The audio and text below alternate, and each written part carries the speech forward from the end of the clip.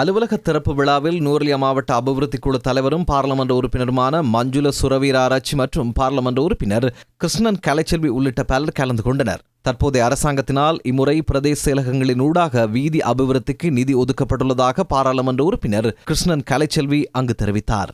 நம்ம தேசிய மக்கள் சக்தி அரசாங்கத்தால உங்களுக்கு தெரியும், சென்ற வரவு செலவு திட்டத்தின் மூலமா ஒதுக்கப்பட்ட காசுல பிரதேச செயலகத்துக்கு 14 கோடி ரூபாய் காசு ஒதுக்கப்பட்டிருக்கு. அதுல பெருவாரியான காசு ஒதுக்கப்பட்டிருக்கிறது பகவந்தலானூர் பிரதேசத்துக்கு.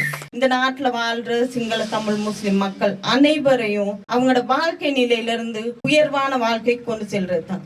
நிறைய பேருக்கு காணி உரிமை கிடையாது, வீட்டுரிமை கிடையாது, சொந்தமா தனக்குன்னு எதுவுமே இல்லை. மலைய மக்களோட சம்பள பிரச்சனையா இருக்கட்டும், அப்படி இல்லைன்னு சொன்ன அவங்களோட அடிப்படை பிரச்சனைகள், எல்லா பிரச்சனைகளுக்குமே நம்மட இருக்கிற அனைத்து அமைச்சுகள்ல இருந்தும் வேலை திட்டங்கள் ஊர்களுக்கு வரும் போது தோட்டம் நகரம்ன்ற ஒரு வேறுபாடு இல்லாம மக்கள் என்ற ரீதியில அந்த அனைத்து அமைச்சுகள்ல இருந்து வர்ற சலுகைகளும் எந்த விதமான தப்பு தடையும் இன்றி உங்களோட ஊருக்கு வந்து சேரும். இதுல எந்த விதமான சந்தேகமும் வச்சுக்கோ.